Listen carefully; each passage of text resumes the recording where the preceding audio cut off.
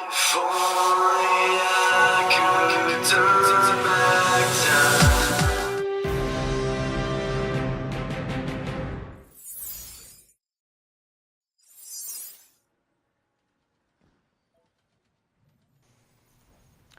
Hello everybody, welcome back for some more Destiny 2 action.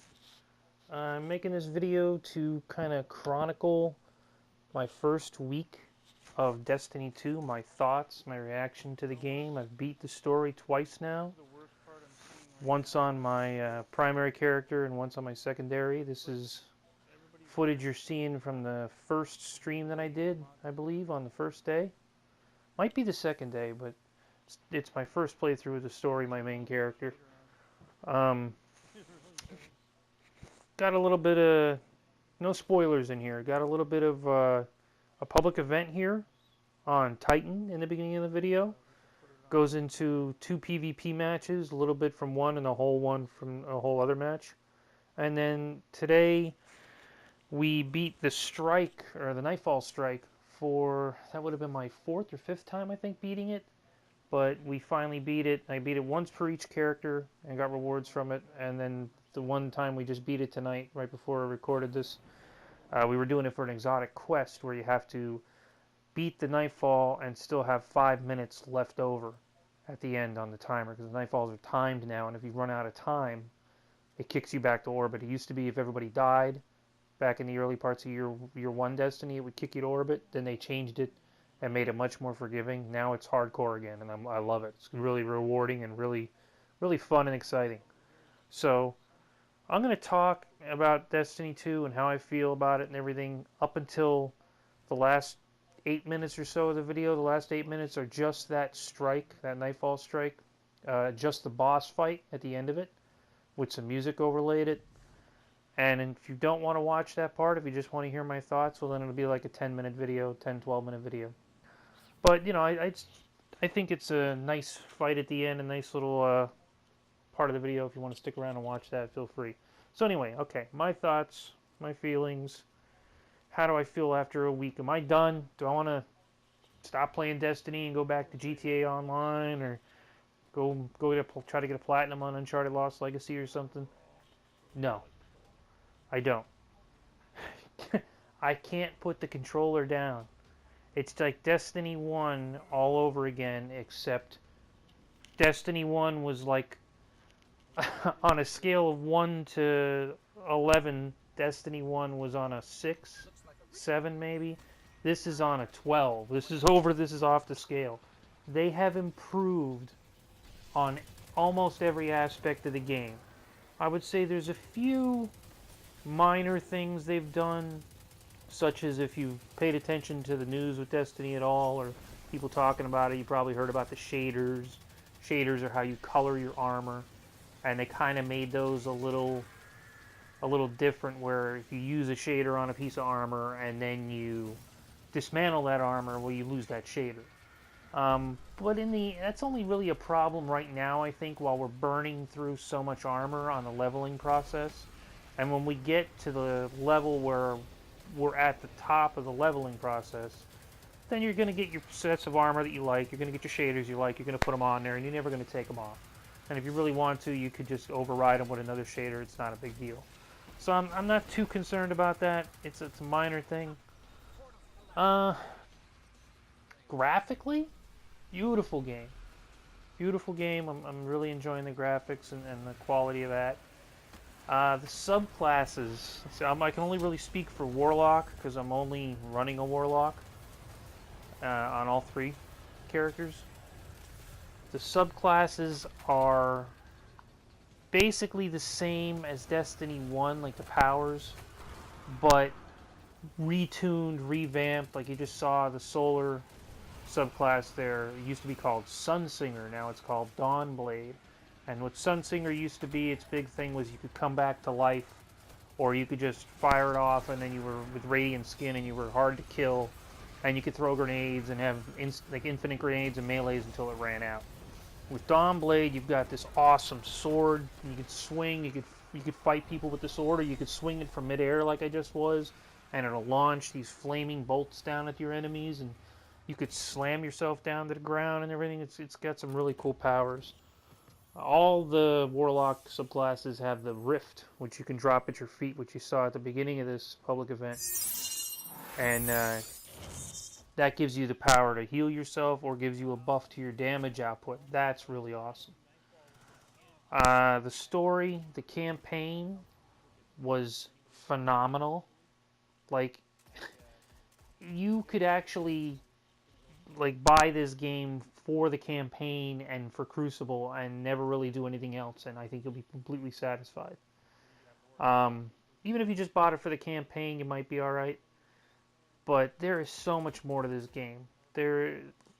Patrols used to be like patrols were the destinations on the planets that you can go to, and you could walk around in the world, and you could do little side missions, and you could explore and find things.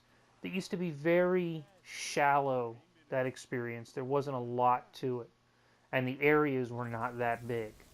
The areas to explore on the planets now are vast. Really big. And you can't take 5 steps without running into something to do. Either you find in a lost sector, which are these dungeons you can explore with enemies and treasures and bosses in them. And after you do it, if you want, you could walk back. You leave it, and you can walk right back in and do it again. All the enemies will respawn. The loot will respawn. And there's several lost sectors on each planet.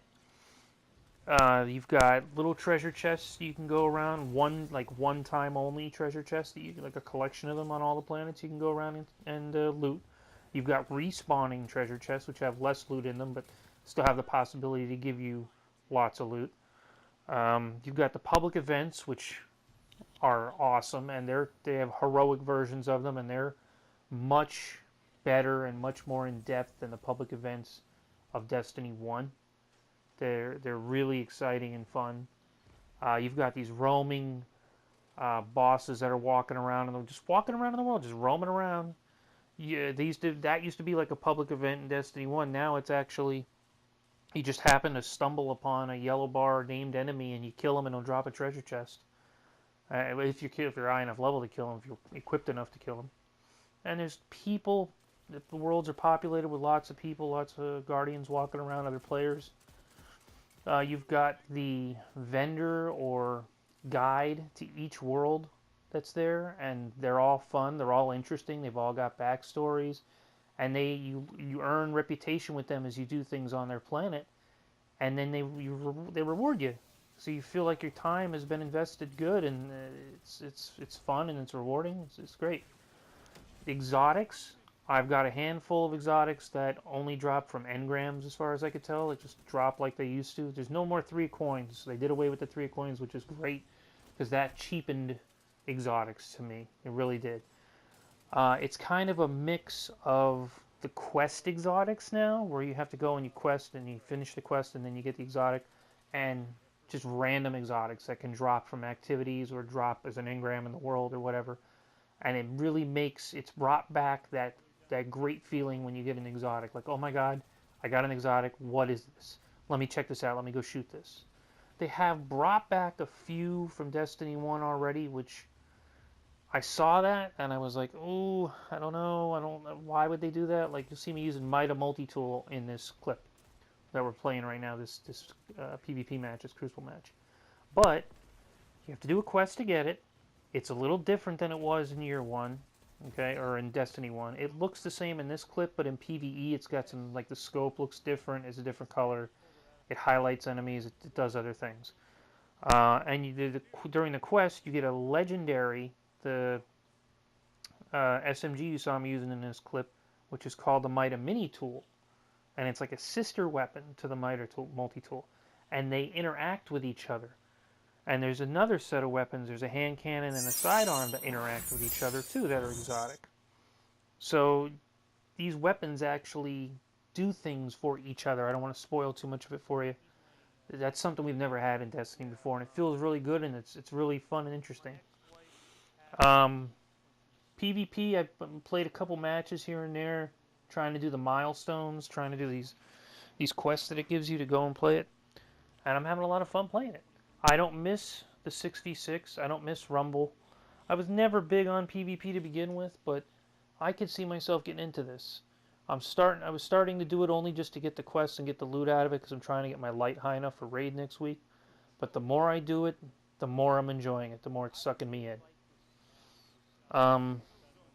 The mods on the armor and the weapons and stuff, that's pretty cool. It's not as in-depth as I thought it was going to be, maybe. But what you can do is you can put mods on your armor to reduce the cooldown of your abilities. You could put mods on your armor to give you more armor, to give you more health, to give you more mobility. You can put burns on your different weapons. Let's say you got a sniper rifle in solar and you wish, man, I really wish I would have got this in arc. Well, just go get a mod that's arc and throw it on there. You could even increase the defense or attack power of your weapons and your armor with these mods and bring up your overall power level, which used to be called the light level. And just there's a good amount of depth there. All the farming you used to get a gun and you used to have to farm for materials, and you needed glimmer and you need all these other things and experience to level that weapon up before you would unlock all of its perks in the tree and everything and really be able to enjoy it. Now you get a weapon, you get a piece of armor, you get any of that, and it's just ready to go right out of the box. There's no leveling, no materials needed to be put into the weapon or the armor. It's from discovering it right into the fun. And that's pretty cool. I can't say enough praises about the game, to be honest with you, at this point. I'm not going to do a review yet, but this might as well be an early review.